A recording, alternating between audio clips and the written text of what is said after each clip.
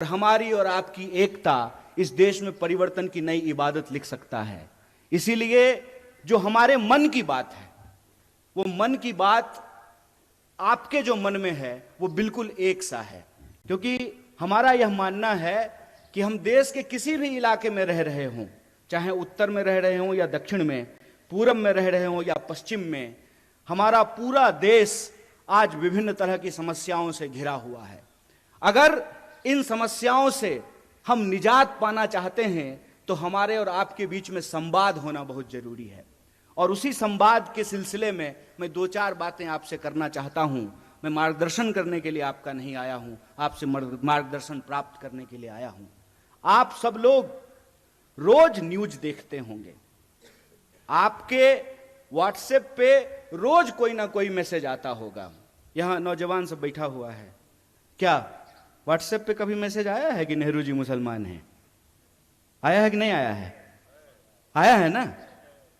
यहां जितने लोग बैठे हुए हैं, कोई ऐसा व्यक्ति नहीं है जिसको कांग्रेस पार्टी के बारे में, नेहरू जी के बारे में, गांधी जी के बारे में, हमारे नेता राहुल गांधी के बारे में मिस इन्फॉर्मेशन नहीं आया हो। कोई ऐसा व्यक्ति नहीं है। तो मैं यहां इतिहास की एक घटना आपके सामने रखना चाहता हूं। जब लोदियों का शासन था दिल्ली में, तो बाबर तोप लेकर के आया था। तकनीक नई थी और उस नई तकनीक के बदौलत बाबर ने लोदियों को हरा दिया और मुगल राज की स्थापना हो गई। मुगल का राज चलने लगा और बाद में जितने भी मुगल शासक हुए वो यहीं पर रहे, यहीं पे उन्होंने शादियां की और उनके बाल बच्चे जो हैं वो राज करने लगे। फिर अंग्रेज बंदूक लेकर के आए, मुगलों के राज को समाप्त किया और अंग्रेजों की राज जो है वो स्थापित हो गई। 200 साल तक अंग्रेजों का राज रहा हमारे ऊपर। और जब मैं पुनर्जागरण की धरती कहता हूं तो पुनर्जागरण की धरती कहने का क्या मतलब है? पुनर्जागरण की शुरुआत ईस्ट में बंगाल से हुआ और वेस्ट में महाराष्ट्र से हुआ था। इसीलिए जब आप स्वतंत्रता आंदोलन के इतिहास को देखेंगे तो सबसे ज्यादा बंगाल और महाराष्ट्र के लोग इस देश की आजादी के लिए कुर्बान होने वाले लोग आपको मिलेंगे। तो फिर अंग्रेजों को उस राज को कौन सी तकनीक से समाप्त किया गया? गांधी जी के हाथ में बंदूक तो नहीं था। और आप यह जान लीजिए, शहीद आजम भगत सिंह ने भी यह कहा कि क्रांति जो होती है, इनकलाब जो होता है, वो बम और पिस्तौल से नहीं आता है। कई बार हमारे जो नौजवान साथी हैं उनके व्हाट्सएप पे यह भी मैसेज आता है कि जब शहीद आजम भगत सिंह को फांसी हो,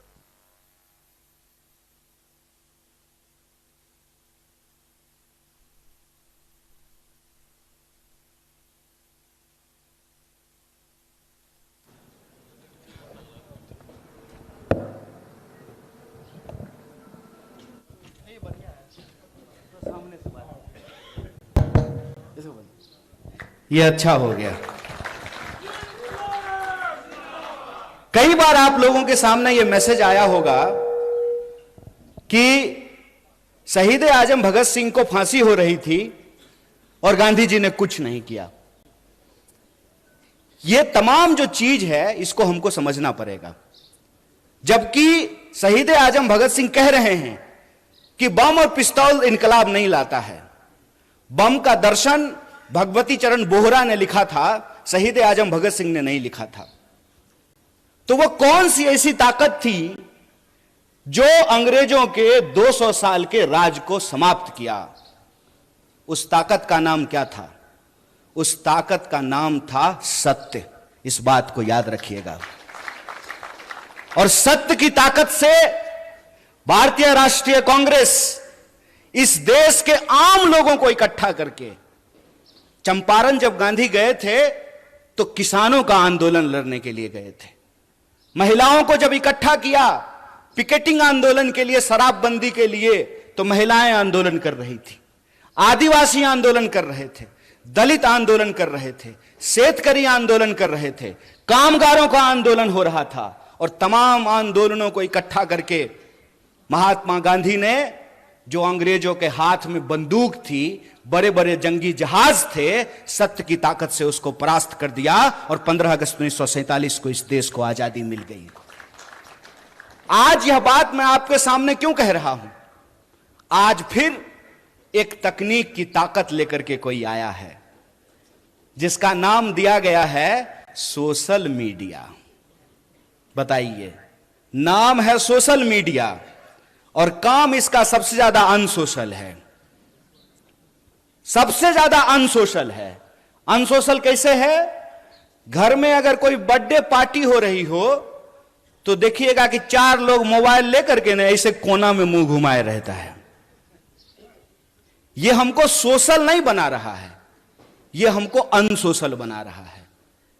इतिहास नहीं बना रहा है, इतिहास को मिटाने की कोशिश की जा रही है। रोज सुबह सुबह उठिएगा तो यह मैसेज आएगा कि फटाफट 10 लोगों को यह मैसेज भेज दीजिए, मनोकामना पूर्ण हो जाएगी। पलट करके पूछ लीजिए ना, हम कौन सा इंसान हैं, 9वां की 10वां? अगर हम 10वां हैं तो पहले तुम बता दो कि तुम्हारी कौन सी मनोकामना पूर्ण हो गई है। पूछना चाहिए ना। मैं ये कहानी अक्सर लोगों से पूछता हूं, आजाद होने का क्या मतलब होता है? आजाद भारत में हम आजाद नागरिक हैं, आजाद होने का क्या मतलब होता है?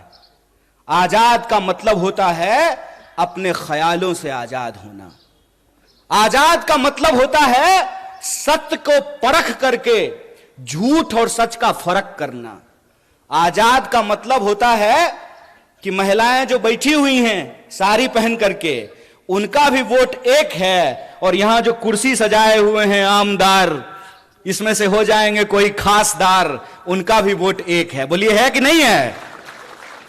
आजाद होने का मतलब यह होता है कि हम भी अपराध करेंगे तो हमारे ऊपर भी वही कानून लागू होगा, और इस देश का कोई मंत्री भी अपराध करेगा तो उसके ऊपर भी वही कानून लागू होना चाहिए। आजाद होने का मतलब होता है कि अगर सत्य है हमारे पास तो हम सत्य की ताकत पर सत्ता से सवाल कर सकते हैं। आजाद होने का मतलब होता है खुली हवा में सांस लेना, अपने देश के लिए, समाज के लिए अपने कर्तव्य को पूरा करना, और राज्य और सरकार का यह कर्तव्य है कि वह नागरिक की जरूरतों को पूरा करे। यह होता है आजाद होने का मतलब।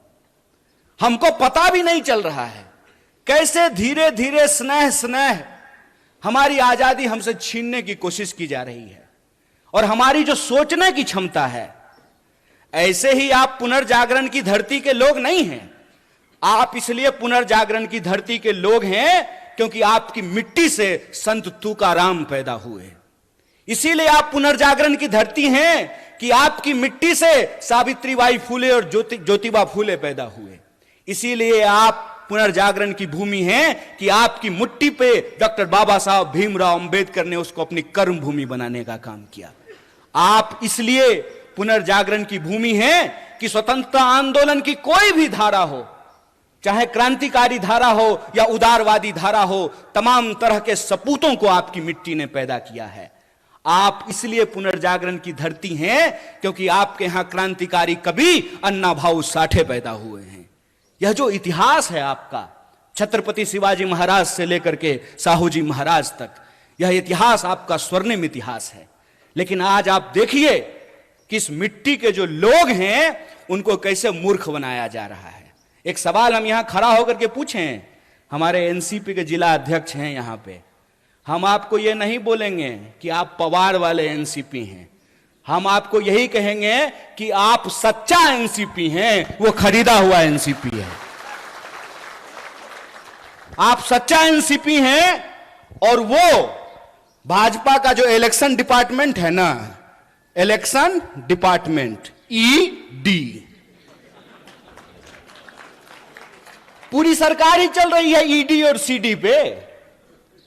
या तो ईडी भेजते हैं या सीडी भेजते हैं। तो जिसका ईडी और सीडी नहीं है वो सच्चा है, जिसका ईडी और सीडी है वो झूठा है, वो झूठ के साथ जाकर के खड़ा है। और मैं ये सवाल आपसे पूछता हूं, इसका जवाब आपको अपने आप मिल जाएगा। क्योंकि मैं महसूस करता हूं और मैं ऋणी हूं, मैं ऋणी हूं महात्मा गांधी का, मैं ऋणी हूं पंडित जवाहरलाल नेहरू का, मैं ऋणी हूं डॉक्टर बाबा साहब भीमराव अंबेडकर का, मैं ऋणी हूं सरदार वल्लभ भाई पटेल का, सुभाष चंद्र बोस का, सरोजिनी नायडू का। मैं ऋणी हूं उनका कि वो अंग्रेजों से लड़ करके हमको आजादी दिलाए। मैं ऋणी हूं लाल बहादुर शास्त्री का, मैं ऋणी हूं इंदिरा गांधी का, राजीव गांधी का, कि जो आजादी हमारे पुरखों ने हमको दिलाई, जो आजादी हमको हमारे संविधान ने दिया, उस आजादी को ये लोग बचा करके रखे। इसीलिए तो एक साधारण नौजवान जिसकी मां आंगनवाड़ी में काम करती है, वो आप तमाम लोगों के सामने माइक लेकर के इन तमाम नेताओं के सामने खड़ा होकर के भाषण दे रहा है। यह संविधान की ताकत है, यह उस आजादी के आंदोलन का इतिहास है कि आज हम आजाद देश में सांस ले पा रहे हैं। लेकिन कैसे यह आजादी हमसे छीनी जा रही है, इस बात को हमको समझना पड़ेगा। कैसे नए तकनीक का, इंटरनेट का और सोशल मीडिया का सहारा लेकर के झूठ परोसा जा रहा है और सत्य को झुठलाने की कोशिश की जा रही है, इस बात को हमको समझना पड़ेगा। यह इतिहास नहीं बना सकते हैं। आपको मालूम है, देश के जो पंत प्रधान हैं, जिनको हिंदी में हम लोग प्रधानमंत्री कहते हैं, वो इतिहास में फेल हो गए थे। मैं मजाक नहीं कर रहा हूं, मैं झूठ नहीं बोलता हूं, क्योंकि मैं भाजपा में नहीं हूं, मैं सच बोल रहा हूं। वो इतिहास में फेल हो गए थे। और डॉक्टर बाबा साहब भीमराव अंबेडकर ने एक बड़ी मजेदार बात कही है। उन्होंने कहा है कि जो पीढ़ी अपना इतिहास भुला देती है, इतिहास भी उसको भुला देता है। इसीलिए ये इतिहास जब बना नहीं सकते हैं, तो इतिहास को मिटाने की कोशिश कर रहे हैं। जो अपना मकान बना नहीं सकते, दूसरे की मकान पे अपना नाम लिख करके कहते हैं कि हमने इतिहास बनाया है। अरे साहब, आपने तो इंसान को इंसान नहीं बनाया है, आप इतिहास क्या बनाएंगे? झूठ के सहारे ये एक इमारत खड़ी करने की कोशिश कर रहे हैं। झूठ का सहारा लेकर के ये इतिहास को पलटने की कोशिश कर रहे हैं। क्यों? क्योंकि इनका इतिहास खराब है, क्योंकि इनका इतिहास इस देश के साथ गद्दारी करने का इतिहास है। इनका इतिहास इस देश के लोग जब अंग्रेजों के खिलाफ लड़ रहे थे, तो उनके साथ चाय पर बैठ करके चर्चा करने का इतिहास है। इनका इतिहास अंग्रेजों की जासूसी करने का इतिहास है। मैं जितने संतों का नाम ले रहा हूं, जितने वीरों का नाम ले रहा हूं, जितनी वीरांगनाओं का नाम ले रहा हूं, बताइए एक का भी संबंध भारतीय जनता पार्टी से है क्या? लेकिन हमको गर्व है कि हम जितने भी लोगों का नाम ले रहे हैं, प्रत्यक्ष या परोक्ष रूप से उनका संबंध भारतीय राष्ट्रीय कांग्रेस से है। इसीलिए आप तमाम लोग जो यहां मौजूद हैं, सबसे पहले आपको गौरवान्वित महसूस होना चाहिए कि आप उस पार्टी का हिस्सा हुए हैं जिस पार्टी ने इस देश को आजादी दिलाई है। उस पार्टी के आप सदस्य हैं जिसने इस देश में बराबरी के सिद्धांत को लागू किया है। बोलिए, इस देश में महिलाओं ने कोई आंदोलन किया था क्या? समान वोट के अधिकार का कोई आंदोलन नहीं किया था ना? समान वोट का अधिकार मिला कि नहीं मिला? लोग जो हेलीकॉप्टर से उड़ते हैं उनका भी वोट एक, और जो साइकिल पे चलता भी उसका भी वोट एक है कि नहीं है? अगर वोट का अधिकार नहीं होता तो आपको लगता है कि 5 साल में चुनाव के बाद हेलीकॉप्टर लेकर के कोल्हापुर सिटी की गलियों में नेताजी हाथ जोड़ करके आपके सामने खड़े होते? बिल्कुल नहीं खड़े होते। तो जो अधिकार हमको मिला है, वो अधिकार हमसे छीना क्यों जा रहा है? छीना इसलिए जा रहा है कि पहचान के नाम पर, जात और धर्म के नाम पर, ये आज की तारीख में हमको जो अधिकार दिए गए हैं उसको एक एक करके छीन रहे हैं। कैसे छीन रहे हैं? मैं कुछ उदाहरणों से इसको आपके सामने रख देता हूं। आपने देखा होगा कि लोग झांकी निकालते हैं, मोटरसाइकिल लेके जाते हैं, तलवार लहराते हैं और एक दूसरे के खिलाफ गंदी और गाली भरी भाषाओं का इस्तेमाल करते हैं। मैं आप सबसे एक सवाल पूछना चाहता हूं, खास करके अपने नौजवान दोस्तों से।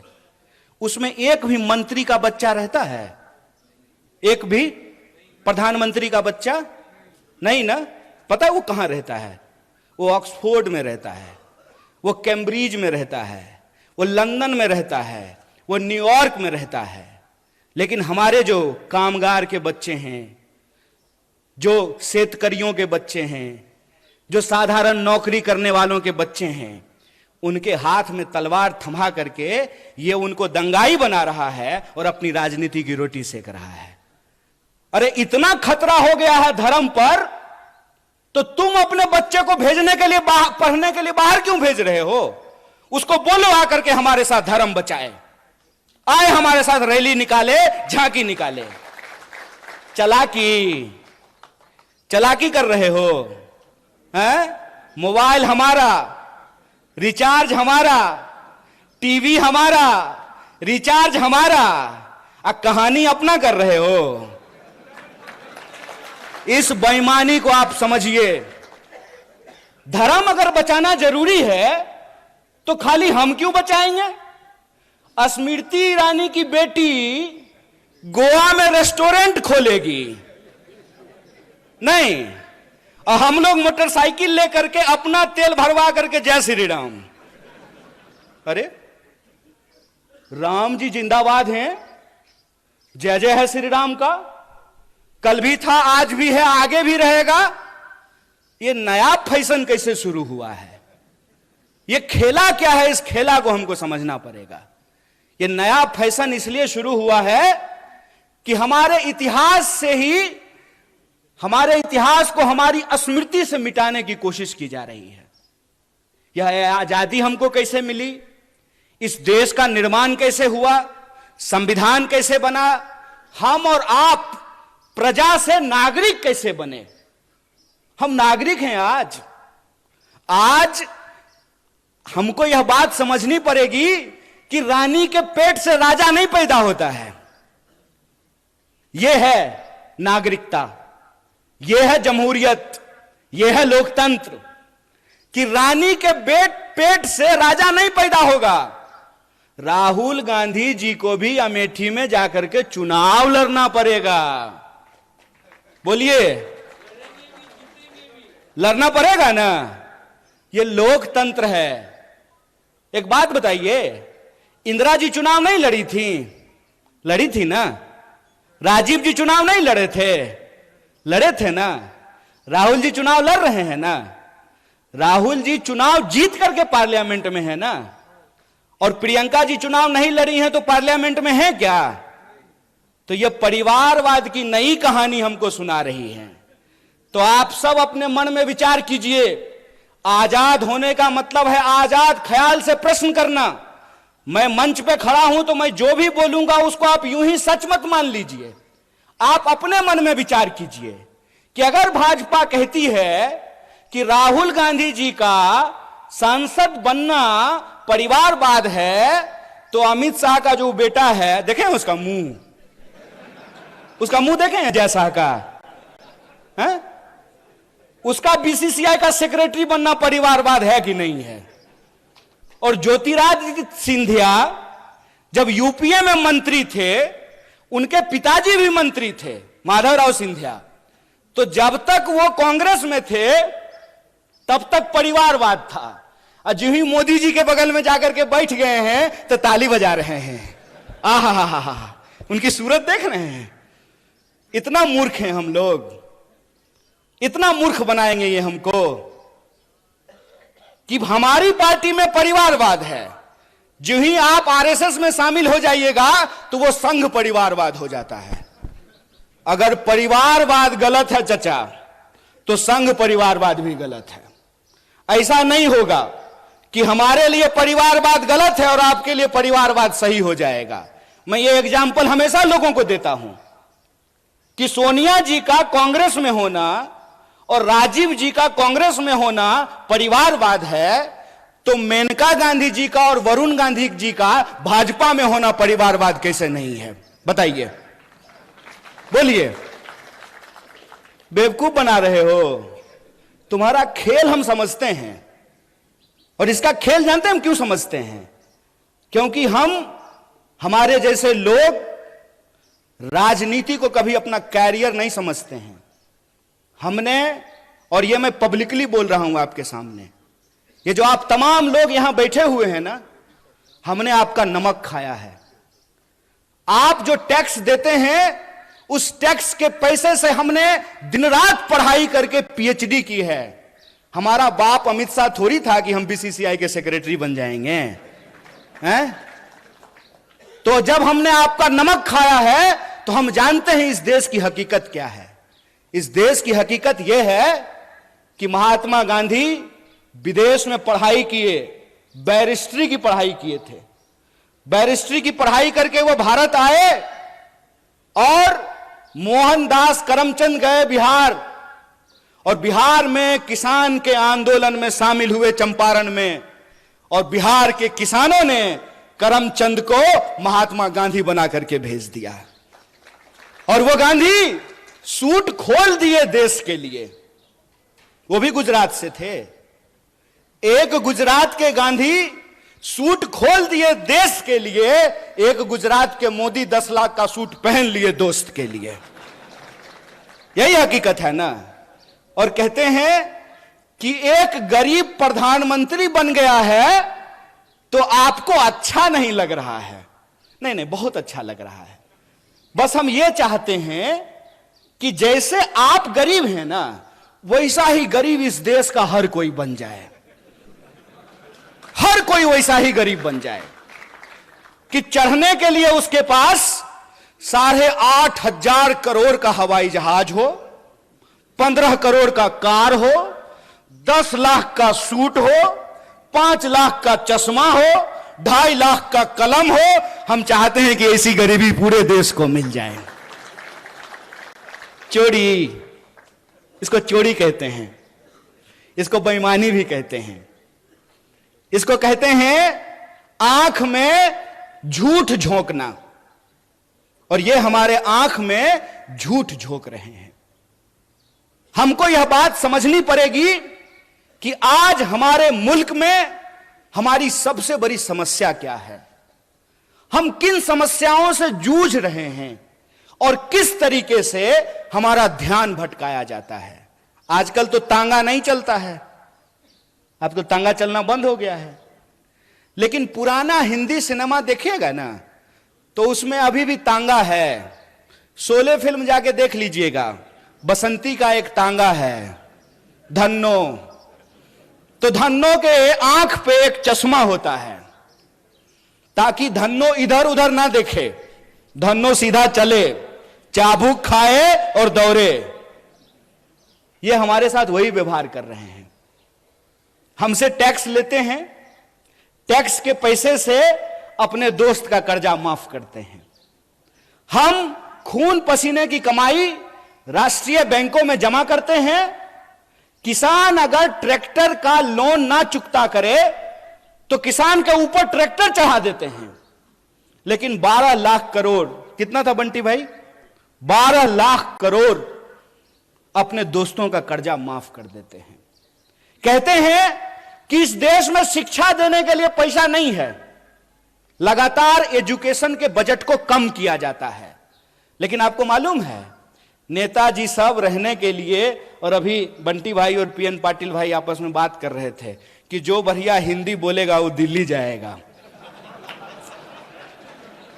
जो भी जाए, जिसको भी आप भेजिए, लेकिन जब आप दिल्ली जाइएगा ना तो 20,000 करोड़ का महल बना है आप लोगों के लिए। कितना? 20,000 करोड़। हाय रे चोरी, अस्पताल बनाने के लिए पैसा नहीं है।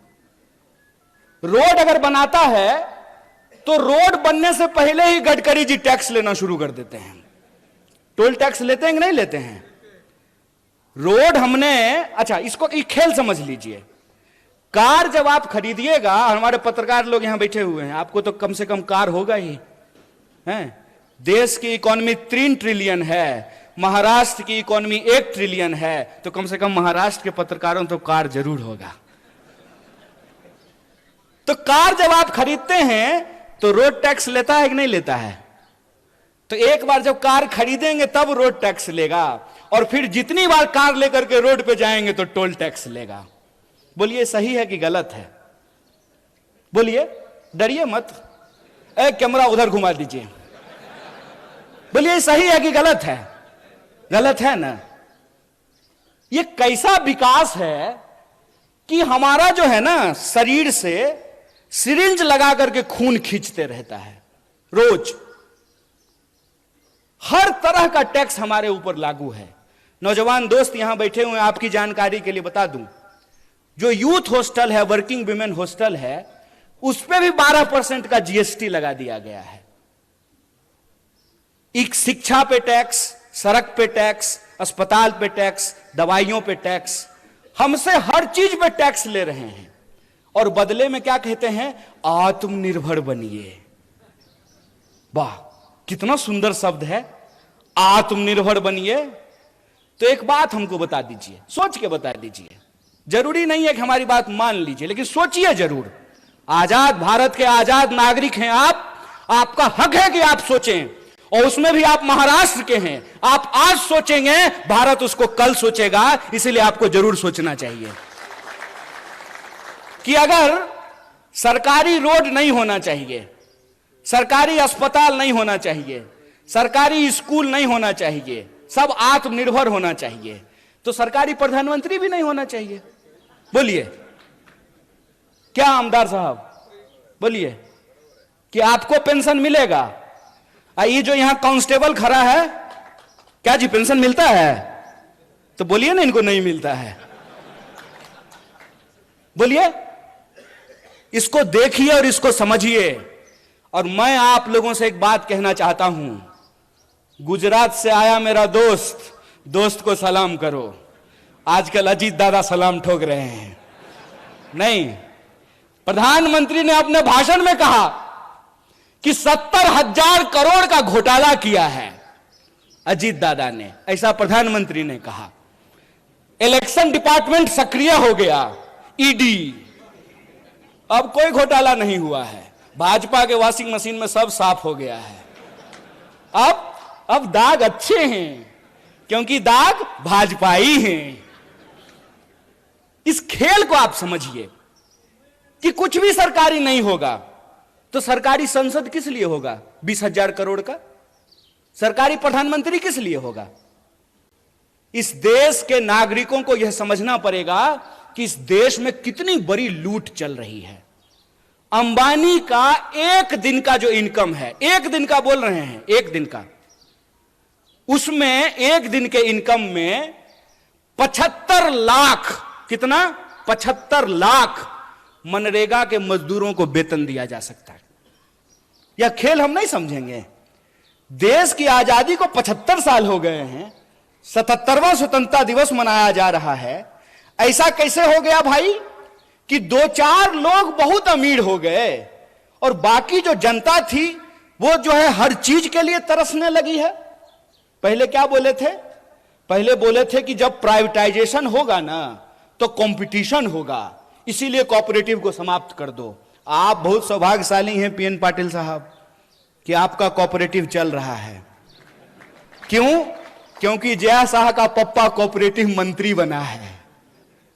वो जिस चीज के मंत्री बनते हैं ना, उसका बस जय श्री राम होता है। वो आजकल गृह मंत्री हैं। गृह मंत्री का काम है देश की कानून व्यवस्था को सुरक्षित रखना। मणिपुर में कानून व्यवस्था सुरक्षित था, आप लोगों ने देखा कि नहीं देखा? पुलिस थानों पे हमले हुए, हथियार लूट लिए गए, गोली लूट लिया गया, महिलाओं को निर्वस्त्र करके घुमाया गया। क्यों? क्योंकि गृह मंत्री जी अपनी ड्यूटी पे लगे हुए थे। प्रधानमंत्री 22-22 घंटा काम करते हैं, तब जाकर के देश की यह हालत पहुंची है कि इस देश में 5.5 लाख इंजीनियर हर साल पैदा होते हैं और 1.5 लाख लोगों को भी नौकरी नहीं मिलती है। इसीलिए मैं जो बोलता हूं तथ्य और प्रमाण के साथ बोलता हूं। मैं आपके सामने बोल रहा हूं। प्रधानमंत्री जी ने कहा कि 2022 तक सबको पक्का मकान मिल जाएगा। मिल गया कि नहीं मिल गया? नहीं मिला तो मतलब प्रधानमंत्री झूठ बोल रहे हैं क्या? या तो आप लोग झूठ बोल रहे हैं या प्रधानमंत्री झूठ बोल रहे हैं। कौन झूठ बोल रहा है? प्रधानमंत्री झूठ बोल रहा है। तो हम बोल सकते हैं ना कि भारत का प्रधानमंत्री झूठा है। बोलिए, नंगा को नंगा कहेंगे कि नहीं कहेंगे? झूठा को झूठा कहेंगे कि नहीं कहेंगे? और हम कहेंगे जो झूठ बोलेगा उसको झूठा।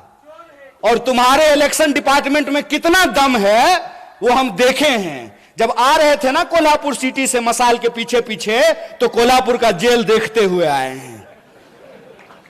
जगह है कितनी जेल में तेरे, देख लिया है, देखेंगे, देखे हुए हैं। बोलेंगे झूठ, झूठा हो तुमने झूठ बोला है इस देश की जनता से। तुमने झूठ बोला कि हम इस देश के एक एक इंसान के खाते में 15 लाख रुपया पहुंचाएंगे। तुमने झूठ बोला कि हर साल 2 करोड़ नौकरी पैदा की जाएगी। तुमने झूठ बोला कि किसानों की आमदनी दोगुनी की जाएगी। तुमने झूठ बोला कि 2022 तक सबको पक्का मकान मिल जाएगा। तुमने झूठ बोला कि महंगाई को कम करेंगे। तुमने झूठ बोला कि महिलाओं के ऊपर अत्याचार को कम करेंगे। तुम इस देश की जनता से झूठ बोल रहे हो और तुम्हारी ताकत है झूठ बोलना।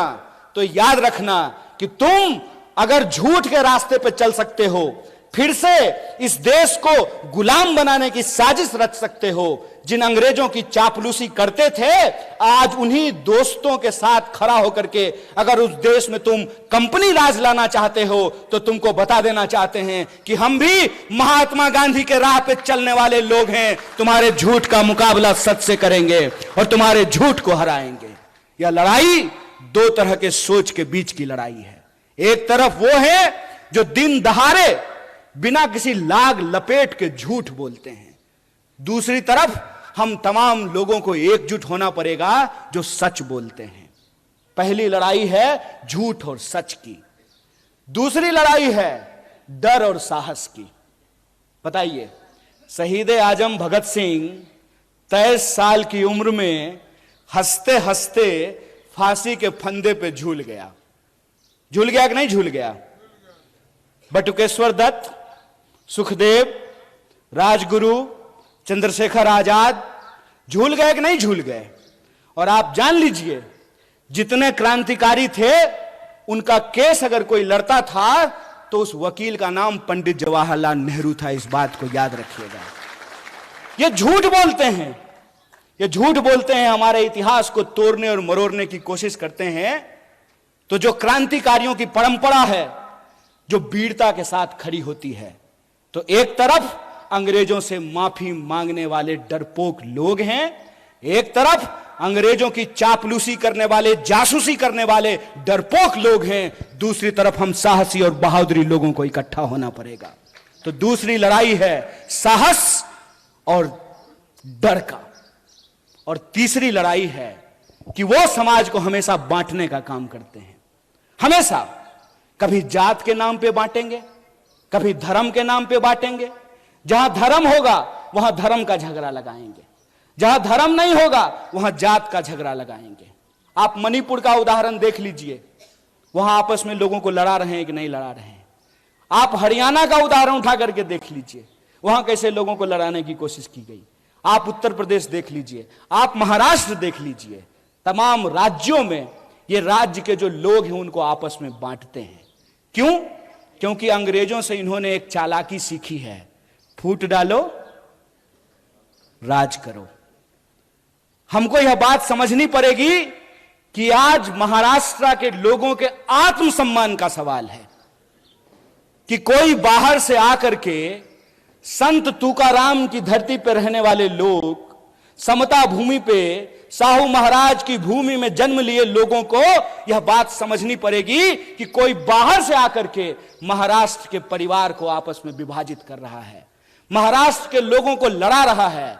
यह मामला शिवसेना, एनसीपी और कांग्रेस का नहीं है, यह मामला सच और झूठ का है और महाराष्ट्र के लोगों को सच के साथ खड़ा रहना पड़ेगा। अगर कोई गलत है तो वो गलत है, वो भाजपा में जाने से ठीक नहीं हो जाता है। ये पहले क्या करते हैं, ये पहले ईडी भेजते हैं, इलेक्शन डिपार्टमेंट पहले जाता है, नेता को डराता है। अगर नेता डर गया तो तुरंत उसको भाजपा का खेस पहना करके उसके सारे अपराध को माफ करके जैसे मान लीजिए पीएन पाटिल साहब और बंटी जी यहां बैठे हुए हैं, इनके घर पे भी कोई आया था मेहमान, इनको डराया था, तो जो ही ईडी जाती है तो ये चिल्लाना शुरू कर देते हैं, चोर है चोर है चोर है।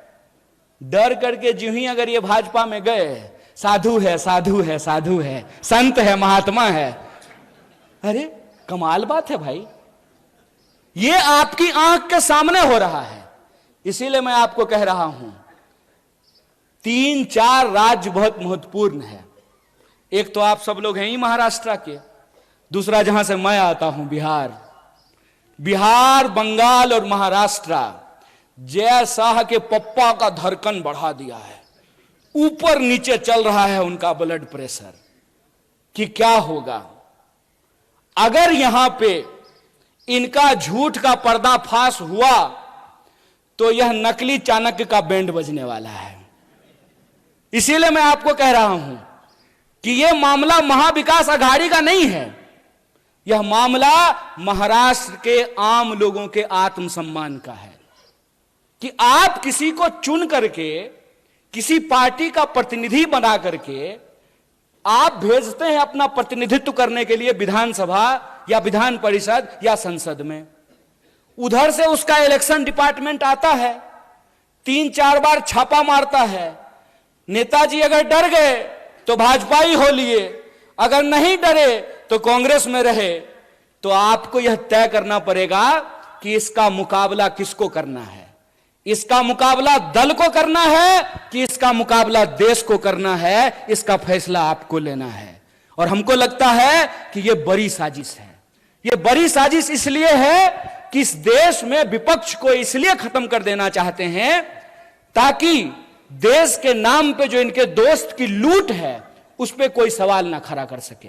आप सब में से बहुत सारे लोग यहां जो बैठे हुए हैं, मुझे मालूम है कि आपको व्हाट्सएप पे मेरे लिए भी मैसेज आया होगा। जानते हैं हमको क्या बोलते हैं? टुकड़े टुकड़े गैंग। जब ये बोलते हैं तो खुद ये नहीं सोचते हैं कि ये अपने ही गृह मंत्री को निकम्मा बोल रहे हैं। बोलिए किसकी सरकार है देश में? भाजपा की। महाराष्ट्र में किसकी सरकार है? भाजपा की। क्या जी पुलिस वाले भैया सब ठीक है ना? है हिम्मत, है हिम्मत, करोगे कुछ? हमारा कुछ नहीं कर सकते हो क्योंकि हम तुम्हारे इलेक्शन डिपार्टमेंट से नहीं डरते हैं।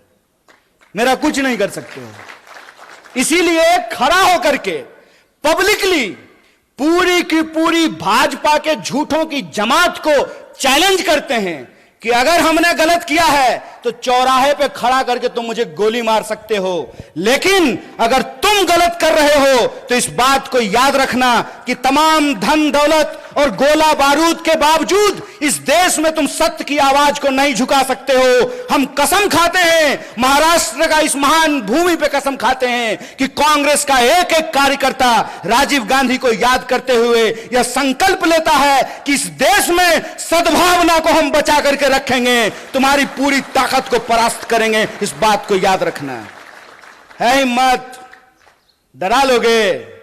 याद रखना, जिस इंसान के पास विचार की ताकत होती है, जिस दल के पास विचार का इतिहास होता है, उस दल को तुम झुका नहीं सकते हो।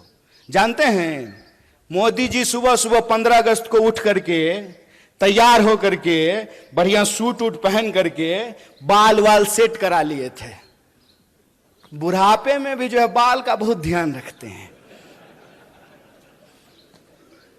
और वहां गए और जाते ही झूठ बोलना शुरू कर दिया। ये क्यों बार बार परिवारवाद बोल करके कांग्रेस पे हमला करते हैं? इसकी क्या वजह है? इसकी वजह यह है कि इनको मालूम है कि ये जिस व्यक्ति को अपना दुश्मन चुन लिए हैं ना, पहली बात तो ये वो व्यक्ति इनको अपना दुश्मन मानता ही नहीं है, क्योंकि ये आदमी ही उस लेवल के नहीं है। सच बात बता रहे हैं आपको। और दूसरा, इन्होंने सब कुछ कर लिया, खरीदने की कोशिश कर ली, डराने की कोशिश कर ली, सब कुछ करने के बाद ये इस नतीजे पर पहुंचे हैं। भाई ये इंदिरा गांधी का पोता है, मर जाएगा, झुकेगा नहीं। जिस परिवार ने इस देश की एकता और अखंडता के लिए दो दो प्रधानमंत्री की जान गंवाई हो, उसको टुकड़े टुकड़े गैंग बोलते हो। अरे जब बोलते हो ना तो शर्म से तुम्हारा जुबान कट जाना चाहिए अपने आप। अगर शर्म होती ना तो यह बोलने की हिम्मत नहीं करते। नेहरू के बारे में व्हाट्सएप मैसेज फैलाते हो कि नेहरू ने इस देश को बर्बाद कर दिया। अगर नेहरू नहीं होते ना, एक इंसान को एक इंसान के वोट का अधिकार नहीं मिला होता ना, तो आपको लगता है मोदी जिस गर्व से कहते हैं कि मेरी मां बर्तन मांजती थी, तो बर्तन मांजने वाली का बेटा देश का प्रधानमंत्री बन पाता? संभव था ये? अगर कांग्रेस 70 साल तक इस देश की जमहूरियत को बचा करके नहीं रखती, तो जयशाह का बाप तरीपार होने के बाद देश का गृह मंत्री बन पाता? खेला कर रहे हो। यह सच्चाई आज न कल इंसान के सामने आएगी, क्योंकि सच और झूठ में एक फर्क होता है। झूठ को चाहे आप कितनी बार भी बोल लीजिए, लेकिन वो सच को नहीं दबा सकता है। और सच की ताकत यह होती है कि आप उसको जितना दबाने की कोशिश कीजिएगा, अपने आप उठ करके वो सामने खड़ा हो जाता है। और आप देखिए कि जब राहुल जी कन्याकुमारी से भारत जोड़ो का संकल्प लेकर के चलना शुरू किए, तो भाजपा के नेताओं की धड़कन बढ़ने लगी और कहना शुरू करते हैं कि अरे भाई मान गए, ये आदमी तो पप्पू नहीं है। खुद ही बोलना शुरू कर दिए। क्यों? क्योंकि इन्होंने हजारों करोड़ खर्च किया उस इंसान को बदनाम करने के लिए। हजारों करोड़ खर्च किया उस इंसान को पप्पू साबित करने में, और उसने कुछ नहीं किया। उसका जो नाम है ना, राहुल और गांधी, राहुल को उन्होंने भुला दिया और गांधी को अपना करके चलना शुरू कर दिया है। और इस कदम वो बढ़ाते गए, कारवां बढ़ता गया, लोग जुड़ते गए। और आप तमाम जो कोल्हापुर के लोग हैं, आप जानते हैं कि 700 किलोमीटर यहां से चल करके हिंगोली में आप लोग भारत जोड़ो यात्रा का साक्षात जो है दर्शन किए हैं, उसमें शामिल हुए हैं। सच की एक ताकत होती है कि सच को आप नहीं छुपा सकते हैं। और सच यह है कि कांग्रेस पार्टी का मतलब, भारतीय राष्ट्रीय कांग्रेस का मतलब है सत्य। भारतीय राष्ट्रीय कांग्रेस का मतलब है साहस। भारतीय राष्ट्रीय कांग्रेस का मतलब है एकता। यह जो तीन चीज है, सत्य, साहस और एकता, यह हमारी पहचान है। झूठ, नफरत और विभाजन, यह उनकी पहचान है। इस बात को हमको समझना पड़ेगा। यह लड़ाई इस मुल्क में दो सोच की लड़ाई है।